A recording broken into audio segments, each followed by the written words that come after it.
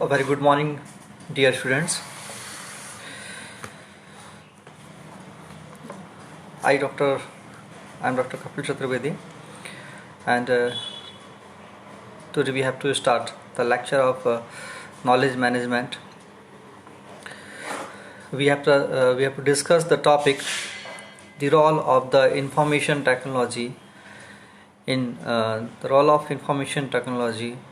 in knowledge management, and what is the role of knowledge management in information technology. It's a vice versa relation between information technology and knowledge management. Both are the important topics from the computer science subject and computer science stream, and both are very related to each other. Without knowledge management, we cannot manage the information technology, and also in the absence of information technology, we cannot use efficiently the knowledge, or we cannot manage the knowledge management. In the absence of different websites or World Wide Web, we cannot manage the knowledge, because to manage the knowledge we require a lots of memory, and to share that knowledge we require a World Wide Web connection. We cannot share knowledge on the papers. We cannot share knowledge by the help of just papers or documents. To share that knowledge, or to spread that knowledge, we require the information technology tools like computers, laptops, LANs, WANs, and different information technology tool. So as a topic, today we will discuss the role of information technology in knowledge management. So let's start.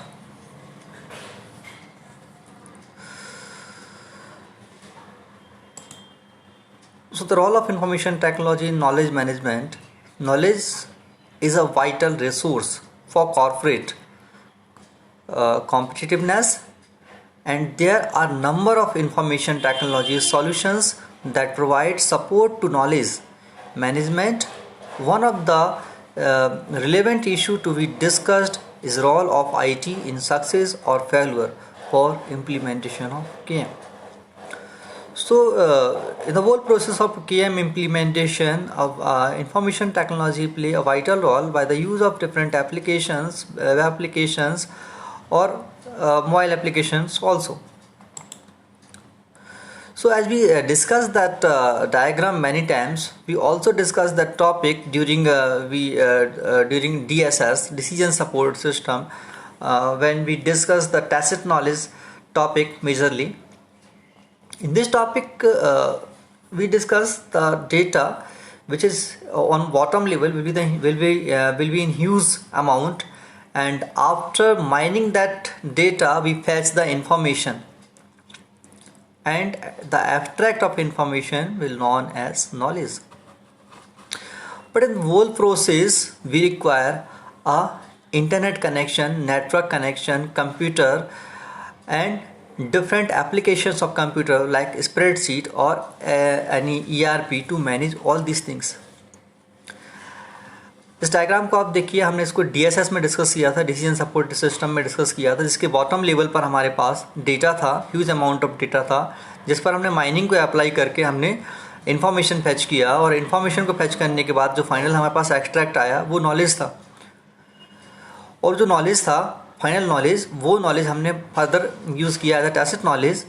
और ये जो bottom to top growing थी, इस पूरी functioning को यदि हम practically apply करने जाएंगे तो हमको यहाँ पर कंप्यूटर की रिक्वायरमेंट होगी, स्प्रेडशीट की रिक्वायरमेंट होगी, कोई ERP सिस्टम की रिक्वायरमेंट होगी जो डेटा बॉटम लेवल से टॉप लेवल तक पहुँचाएगी, कुछ एल्गोरिथम्स की रिक्वायरमेंट होगी, कुछ डेटा माइनिंग अप्रोचेस की रिक्वायरमेंट होगी, जिनके थ्रू हम डेटा को नॉलेज में कन्वर्ट कर पाएंगे। तो ये सारा का सारा जो काम है ये मैनुअल पॉसिबल नहीं है। यदि हम मैनुअल इस काम को करने जाएंगे, tens of record, hundred of records हमारे पास हैं, तो हम इस काम को मैनुअल कर सकते हैं।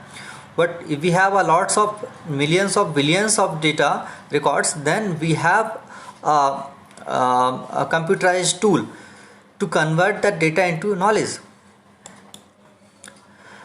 the whole information technology and the knowledge management system can be divided in three categories, and these three categories will be overlap to each other.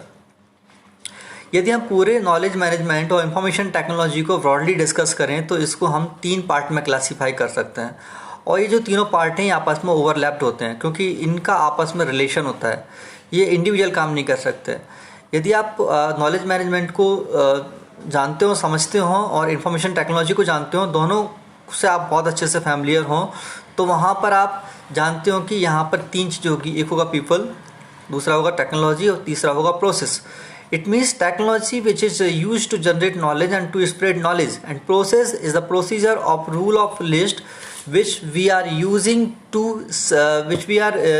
using to learn the organization or learn the knowledge or to spread the knowledge among employees। तो वो process कि किसके through हम इसको apply करेंगे, और people वो employ जिसमें हमको स्प्रेड करना है, जिनको हमको लर्न कराना है या जिन पर हमको उस नॉलेज को अप्लाई करना है।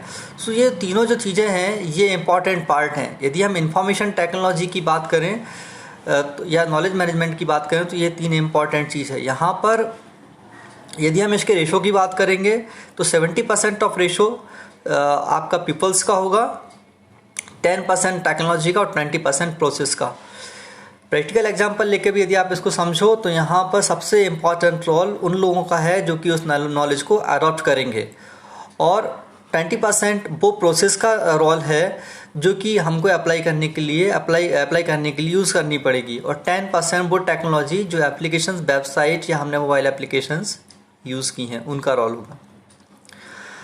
आप जिस ऑर्गेनाइजेशन में अभी रिसाइड करते हो, जहाँ पर आप हों, जैसे कि आप अभी SGI में हो या सेज ग्रुप में आप पढ़ रहे हो, Sagar institute of research technology and science में आप पढ़ रहे हो, तो आपको वहाँ के प्रोसेस को समझ आता है आपको वहाँ पर। यदि मैं अभी अब एग्जांपल आपसे डिस्कस करूँ कि फार्मा कंपनी में ये होता है, एक फैब्रिक कंपनी में ये होता है, या कोई प्रोडक्ट डेवलप करती है कोई कंपनी तो वो इस तरह से काम करती है, तो वो कंपनीज हमने नहीं देखी, बट सागर ग्रुप को हमने देखा है। SIRT कैसे काम करता है ये हमको काफ़ी कुछ समझ आता है, वहाँ का फीस अकाउंट सेक्शन कैसे काम करता है, एकेडमिक सिस्टम कैसे काम करता है, एग्ज़ाम सेक्शन कैसे काम करता है, या आपको RGPB का सिस्टम समझ आता है कि RGPB कैसे अपने रूल्स को स्प्रेड करता है। तो वहाँ पर आपने देखा होगा कि अभी जैसे आपका लॉकडाउन हुआ, ये सब सीन हुआ यहाँ पर, तो RGPB ने कुछ दिन वेट किया, आपके एग्ज़ाम को पोस्टपोन नहीं किया, और उसके बाद उन्होंने मीटिंग्स कंडक्ट करके एक डिसीजन लिया, नॉलेज डिस्कवर किया कि बाकी स्टेट्स में क्या हो रहा है और बाकी स्टेट्स की यूनिवर्सिटीज़ क्या कर रही हैं। तो नॉलेज फैच हो क्या है कि उन्होंने एग्ज़ाम को पोस्टपोन किया या वो ऑनलाइन एग्जामिनेशन पर सोच रहे हैं। नॉलेज मिला, उस नॉलेज को स्प्रेड किया डिफरेंट कॉलेजेस में, बट उसको स्प्रेड करने के लिए उनने क्या किया, उनने एक प्रोसेस फॉलो किया। तो प्रोसेस क्या था, उन्होंने कुछ रूल बनाए कि ये यदि इंटरनल एग्ज़ाम होंगे तो इंटरनल के बेस पर इनका जो है एक्सटर्नल डिसाइड किया जाएगा। अब इनके एग्जामिनेशन इन डेट्स में किए जाएंगे, या अभी इनकी जो क्लासेस हैं वो ऑनलाइन कंडक्ट कराई जाएंगी, इनको कंटेंट ऑनलाइन प्रोवाइड किया जाएगा। तो प्रोसेस डिसाइड किया और टेक्नोलॉजी का यूज़ किया। टेक्नोलॉजी का यूज़ क्यों किया, क्योंकि वहाँ पर आप वो लेटर तो भिजवा नहीं सकते किसी से, तो वहाँ से उन्होंने क्या किया, ऑनलाइन सबको इन्फॉर्मेशन प्रोवाइड की। अभी सारी कॉलेजेस का आपके RGPB से ऑनलाइन कम्युनिकेशन कंटिन्यूसली रहता है। और यहाँ पर अब इसको अप्लाई कौन कर रहा है, मैं अप्लाई कर रहा हूँ, आप अप्लाई कर रहे हो, आपका जो मैनेजमेंट है वो अप्लाई कर रहा है। तो यहाँ पर सबसे ज़्यादा जो आपका वर्किंग एफर्ट जो लगा रहा है वो कौन है, पीपल, या मैं हूँ या आप हैं या मैनेजमेंट। तो ये सारी चीज़ें ये आप देखोगे तो सबसे ज़्यादा जो अमाउंट है वो आपका यहाँ पर पीपल का है। प्रोसेस का आप देखोगे तो उससे कम अमाउंट है, और जो टेक्नोलॉजी है वो आपकी एक वेब एप्लीकेशन होगी, कॉलेज की वेबसाइट है या यूनिवर्सिटी की वेबसाइट है या कोई कम्युनिकेशन सिस्टम है। तो वहाँ पर 10% आपका टेक्नोलॉजी, 20% प्रोसेस और 70% अबाउट 70% क्या होगा, वो लोग जो उसको लर्न करते हैं। So this is the role between information technology and knowledge management. एक डायग्राम है, सिंपली आपको ये जो डायग्राम है ये नॉलेज मैनेजमेंट आर्किटेक्चर या एंटरप्राइज इंजीनियरिंग में जो नॉलेज मैनेजमेंट का आर्किटेक्चर होता है उसको रिप्रेजेंट करता है। इसमें 4 चीज़ है, विजिबल है सो ओके, नहीं तो मैं आपको पीपीटी दूंगा, आप उसमें देखिए इसको। Leadership, organisation, technology and learning. There are four things, there are four important things. First is leadership, second one is organisation, third one is technology and fourth one is learning. मैंने आपसे कहा था last class में कि आप एक pad और pen रख कर बैठिए तो आपको समझने में थोड़ा सा ईजी होगा और अभी आपको वो टॉपिक याद भी हो जाएगा। So knowledge management, the architecture of enterprise engineering में क्या है आपका, यहाँ पर फोर थिंग्स हैं, leadership, organisation, technology and learning. Actually ये चार ही चीज़ है। पहली चीज़ होती है लीडरशिप, कि आपकी जो नॉलेज है उस नॉलेज को डेवलप कौन करेगा, लीड कौन करेगा, कौन एक्सट्रैक्ट निकालेगा, ये सारी चीज़ें, और उसके बाद उसको अप्लाई कौन करेगा, उसकी पॉलिसीज़ कौन बनाएगा, there should be a leadership. Then organisation which जिसका हमको डेटा माइन करना है, जिससे हमको नॉलेज फैच करनी है, वो ऑर्गेनाइजेशन। टेक्नोलॉजी, जिसके थ्रू हमको उस आपकी जो नॉलेज है उसको स्प्रेड करना है, या जो हमको नॉलेज फैच करने के लिए हेल्प करेगी। Different data mining systems, different data analytics system, different data science की जो टूल्स हैं उनका यूज़ करना, या ओलैप सर्वर्स का यूज़ करना, या सर्च इंजन्स का यूज़ करना, या डिफरेंट टाइप के कम्युनिकेशन सिस्टम जो कि आप इंफॉर्मेशन टेक्नोलॉजी में यूज़ कर रहे हो, वेबसाइट्स यूज़ कर रहे हो, टूल्स यूज़ कर रहे हो, डेटा गैदरिंग के लिए कोई टूल यूज़ कर रहे हो, बहुत सारी टेक्नोलॉजी। और फाइनली जब नॉलेज निकल के आ गया तो उसको लर्निंग फेज में लेके जाना। So there are four important things, leadership, organisation, technology and learning. So जो फर्स्ट पिलर है वो लीडरशिप का है, सेकंड ऑर्गेनाइजेशन का है, third technology and fourth leadership. ये एक लिंक है, इस लिंक पर आप जब क्लिक करोगे तो आपको एक कंटेंट अवेलेबल होगा। उस कंटेंट को जब आप रीड आउट करोगे तो आपको ये जो चीज़ें हमने थ्योरेटिकल डिस्कस की, ये जो चीज़ें हमने थ्योरेटिकल दिया, पीपीटी में आपको प्रोवाइड करूँगा, ये जो हमने ये जो थ्योरेटिकल डिस्कस किया, डायग्राम जिनके डिस्कस किया, तो इनसे रिलेवेंट जो आपको थ्योरी होगी, थ्योरेटिकल कंटेंट होगा, ये सारा इनका जो डिस्क्रिप्शन होगा पॉइंट टू पॉइंट, वो आपको इस लिंक पर अवेलेबल होगा। You will just have to click on that link और copy that link and paste in your address bar in your browser, then you got the theoretical content relevant to that diagrams. So there are some theoretical content which we discussed in the previous diagrams.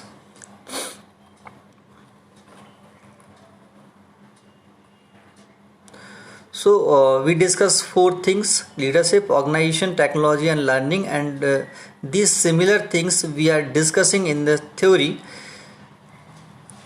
So you can also get that theory from these slides. I will pass that PPT in your group so you can find that easily.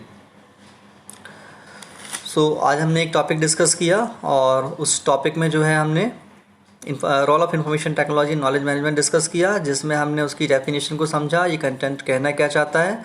Then हमने एक diagram, private diagram discuss किया, जिसमें हमने ये समझा है कि data to knowledge हम ग्रो करेंगे तो वहाँ पर इंफॉर्मेशन टेक्नोलॉजी का क्या रोल होगा।